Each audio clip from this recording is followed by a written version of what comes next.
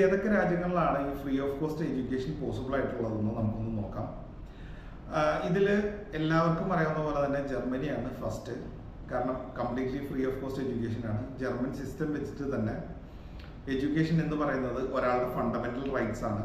അതുകൊണ്ട് തന്നെ ഈ ഫണ്ടമെന്റൽ റൈറ്റ്സ് അവിടെ ഒരുപാട് ഇമ്പോർട്ടൻസ് കൊടുത്ത് അവിടെ ഇന്റർനാഷണൽ സ്റ്റുഡൻസിന് വരെ ഫ്രീ ഓഫ് കോസ്റ്റ് ആണ് എഡ്യൂക്കേഷൻ നടക്കുന്നത്. മറ്റൊരു രാജ്യം സ്വീഡൻ ആണ്.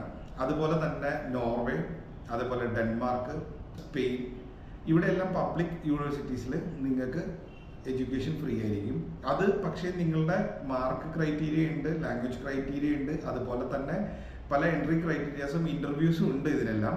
അതുകൊണ്ട് തന്നെ നിങ്ങൾക്ക് എല്ലാവർക്കും ഇത് അപ്ലൈ ചെയ്യാമെന്നല്ല, ഒരു സ്പെസിഫിക് ആയിട്ടുള്ള മാർക്കും അതുപോലെ ലാംഗ്വേജ് റിക്വയർമെന്റും മീറ്റ് ചെയ്യുന്ന ആൾക്കാർക്കാണ് ഇതിന് ക്വാളിഫൈ ചെയ്യുന്നത്. അതുപോലെ തന്നെ ബെൽജിയം